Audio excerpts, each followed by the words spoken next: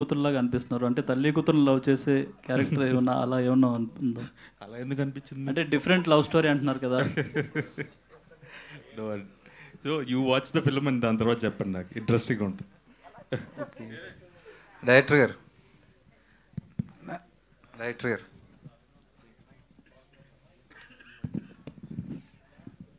Sir, మామూలుగా trailers music వేసి cut చేస్తారు, మీరు ఒక సాంగ్ వేసి కట్ చేశారు, ర్యాప్ సాంగ్. ఎవరిది సార్ ఐడియా? ఎవరిది? ఎలాగ అది కన్సీవ్ చేశారు?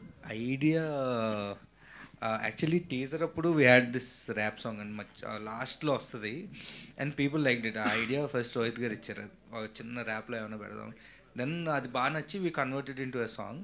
సో దీన్ని కూడా దీని మీద ఇఫ్ ఈ కట్ ట్రైలర్ ఇంట్రెస్టింగ్గా ఉంటుందని అనిపించి we cut it. And so ఆ క్రెడిట్స్ అంతా రోహిత్ గారిది.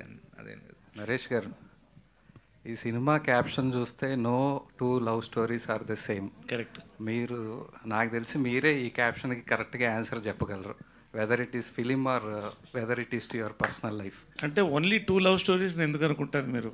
అదే మల్టిపుల్ అయినా సరే ఉండకూడదా? ఇప్పుడు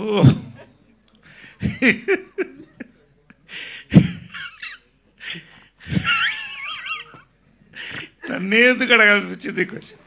మీరు లవ్ చేయలేదా? ఇక్కడ ఒట్టు పెట్టుకొని చెప్పండి, ఎంతమంది లవ్ చేయలేదు, ఎన్నిసార్లు లవ్ చేయలేదు, ఎన్నిసార్లు పడింది.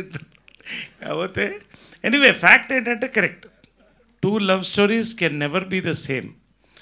If they are the same, why do you get married again? కాబట్టి లవ్ స్టోరీస్ డెఫినెట్గా కాదు. బట్ ఈ ఫిలింకి అబ్సల్యూట్ పర్ఫెక్ట్ టైటిల్ అండి.